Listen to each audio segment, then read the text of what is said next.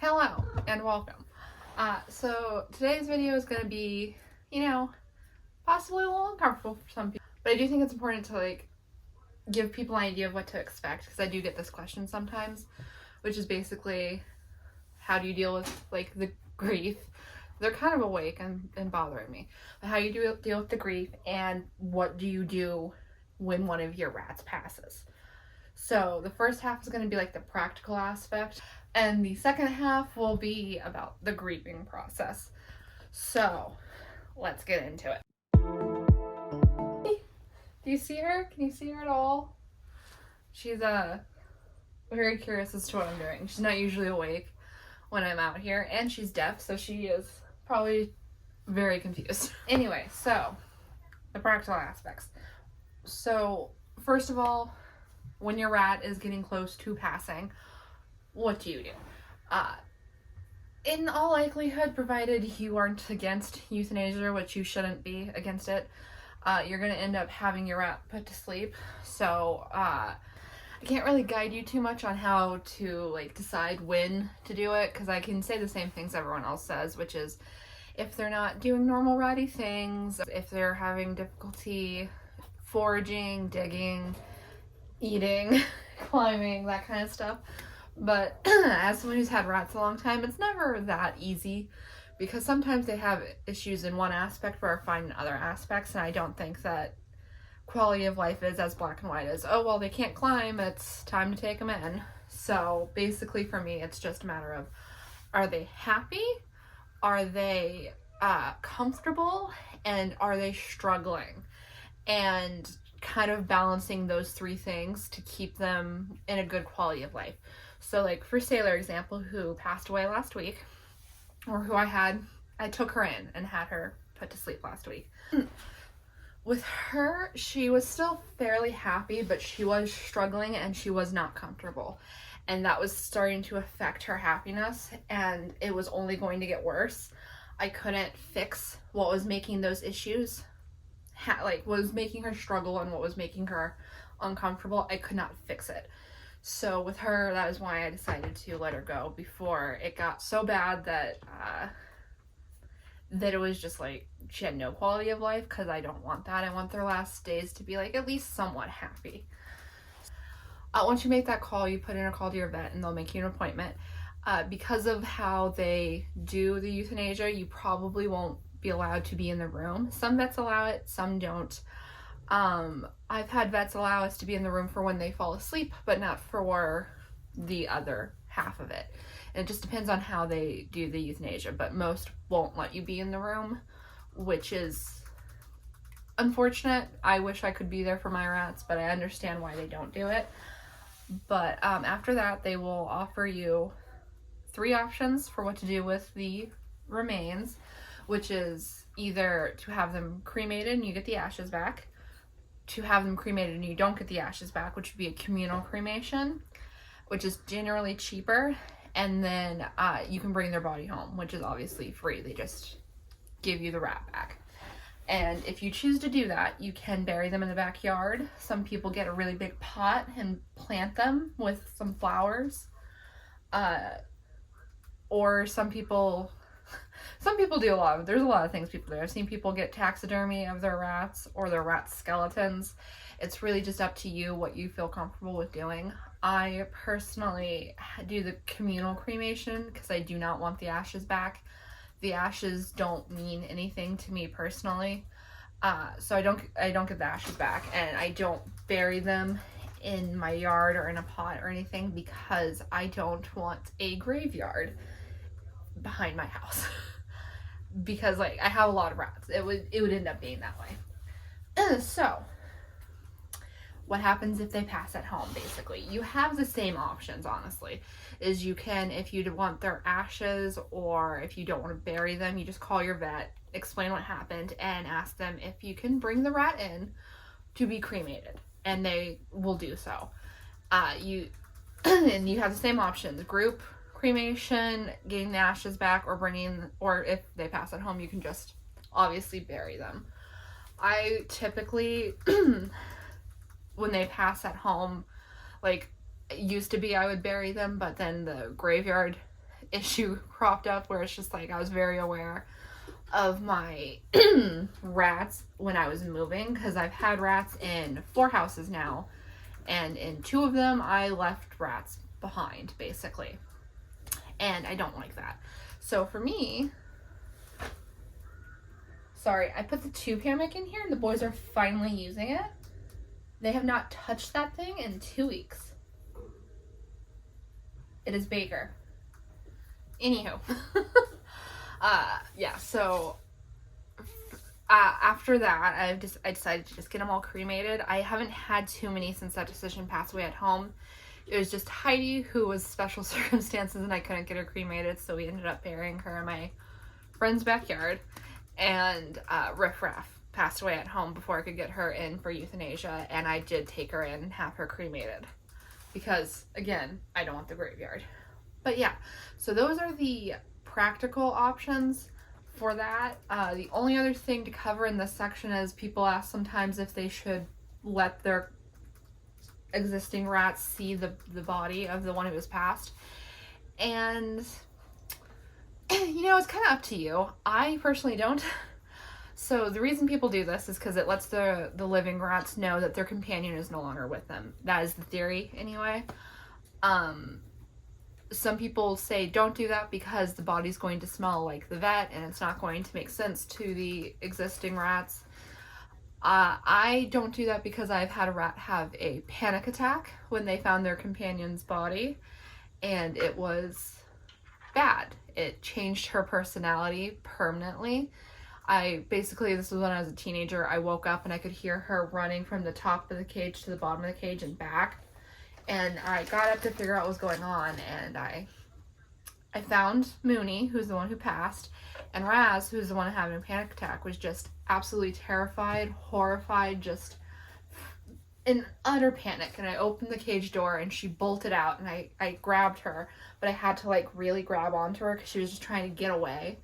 And Raz went from being a very happy, cheerful rat to a very somber rat after that. She never really recovered. So I personally do not let the rats see the body. I feel like rats understand what's going on even if they don't see the body. And the other aspect is if you leave the body in for too long, the rats will try to clean it up. And you don't need to see that. You just don't. So for me, I get them cremated at the vet. It also is a factor of if you do want them cremated as opposed to burying them. How far is your vet? Do you want to have to make that trip multiple times? So those are all the practical aspects of when your rat passes. Now, let's talk about how you deal with it afterward. Let's talk about grief. So I've had rats for about, almost 15 years, 15 and a half years at this point. 14 and a half years at this point. So I've lost 33 total. The grieving process is a well-worn path for me. So yeah, for me, it's kind of a hard question to answer because you're going to grieve differently. I'm just going to kind of go through my grieving process. Cappy's going to talk a little bit about hers. I'm going to give you some options I've seen other people do just to kind of help you come up with a way to process your grief. It may work, it may not work. I will start off by saying, if you've had other pets other than rats, like if you've had a cat or a dog that has passed, how you felt about that is probably going to be similar to how you felt about the rats, even though the rats only live like 2-ish years. So if you had a really hard time with that, you're probably going to have a hard time with the rats. Unfortunately, you're not going to know how you're going to deal with it until it happens. You're not going to know how much you love them until you have them. You're not going to know how hard it is to lose them until you lose them. So I can talk about it a bit, but if you don't have rats, if you're watching this because your first rats are getting older, I can only help so much. I can only give so many ideas. So hopefully this helps a little bit, but your grieving process is going to be your own. But anywho, so when one of my rats passes, the first thing I do when I get home is I put all their pictures into a folder on my phone. And I do that for multiple reasons. One, it's just nice to have an easy place to go look at them without having to scroll through like 3 years of pictures. I get a lot of pictures of my rats. I get like 30 to 50 pictures a week of my rats. So it just makes it easy to go look at them all. And it also makes it easy to go through them all for my posts, which I'll get to in a second. But it also has the side benefit of I get to just experience, you know, their life again, basically through the pictures and videos I have of them, which I personally do find comforting. I know some people cannot look at their pictures for a long time afterward. I'm not like that. I like seeing their pictures. I like looking at them, especially when they're little babies. So I do that. And then I select whatever pictures I need for their posts, because I do have an Instagram and I do have now a TikTok. Same name, Hall of Rats. And I make announcements when they pass away. So I have to select the pictures I want for those, and then I have to pick my favorite picture for the first picture on each post. And then I have to build the posts, which I also do find cathartic personally, because I'm writing a little note, a little goodbye to my past rat. And it helps me process a little bit more, because I'm getting some of that out, some of the grief out, and like putting it into words. And then I just kind of chill for the rest of the day. I don't try to build the posts immediately or anything. I just kind of relax at that point. And the next day is when I'll post their announcement, I guess. And that does also help me, because having people talk with me a little bit about it helps me personally. Some people hate that. I am not one of them. I do like to get the acknowledgement that other people saw my rat and like seeing her, or him, I guess now. Hi, Bake. Hey, Bacon Shake. Hi. Like seeing them, especially with like my older ones. A lot of people really loved Humdrum. I don't know if y'all remember her, but yeah, I personally like that. I like knowing that, you know, people other than me were aware of them. And will miss seeing their face. It brings me some comfort. So those are the first couple of days after I lose them, but there are other things I like to do. So one of the things I enjoy is getting these paw prints. This isn't all of the ones I have. This is just some of them. But getting these paw prints from the vet when my rats passed. Most vets will offer these. In Arizona, they are complimentary, but in Texas, they are not. So it just depends on the vet how much it would cost. So my preferred vet, it's $15, but some it's $30 and above. But yeah, I like getting these clay paw prints. They're super cute. I like touching their little hands. And I enjoy that because it's cute. Like their feet and their hands and their tail, it just matters. So I personally get these. Not everyone does. Some people like to get them before the rat passes. And there is Pet Safe clay that you can purchase online and get their little paw prints yourself pretty easily. And then here's another example of how they can look. This was before they started doing like I don't know if that's terracotta, but the better version. And then this is Heidi's, which my friend did for me. So if you don't know, Heidi passed away. We moved last year and Heidi passed away literally the night before we were going to leave.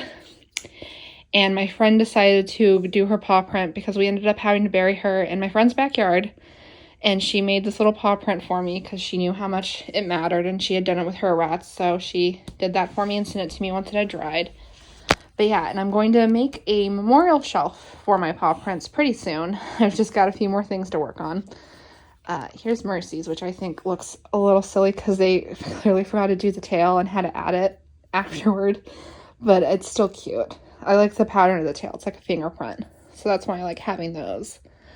But yeah, you can get these pretty easily. And again, you can do it yourself. Some people like to paint them and they put them up on a shelf. I have a lot, so I need a pretty big shelf, but I'm going to be doing that fairly soon, and I'm going to be putting some of their favorite stuff up onto the shelf as well, and just making it real cute and pretty. So another option what you can do with the paw prints, because like they used to come really small, like look at Clover and Caper up here. And we have Ruffian and Bones over here.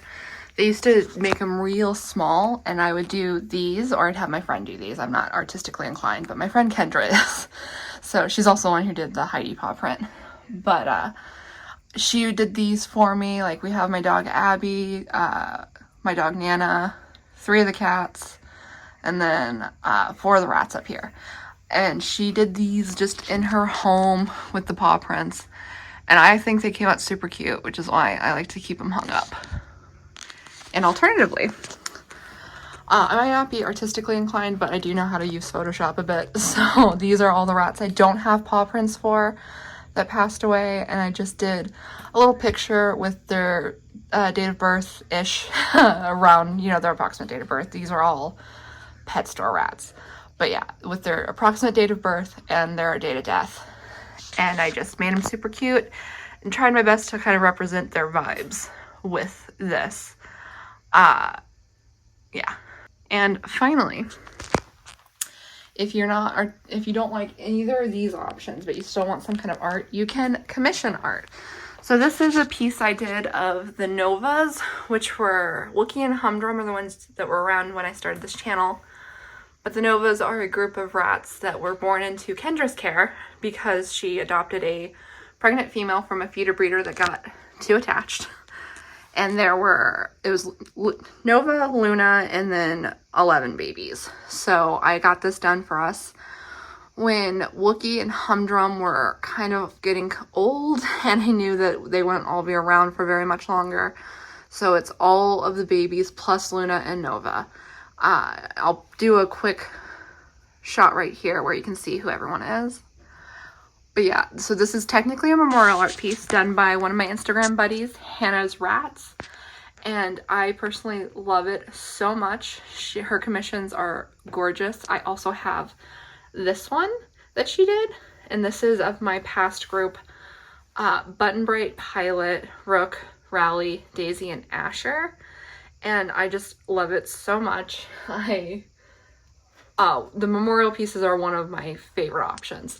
Cappy had one as well. I'll pop it up here as well. And that's of just several rats. Not everyone is passed in that photo. But yeah, a lot of them are gone. And it's just a kind of memorial, kind of like happy bit.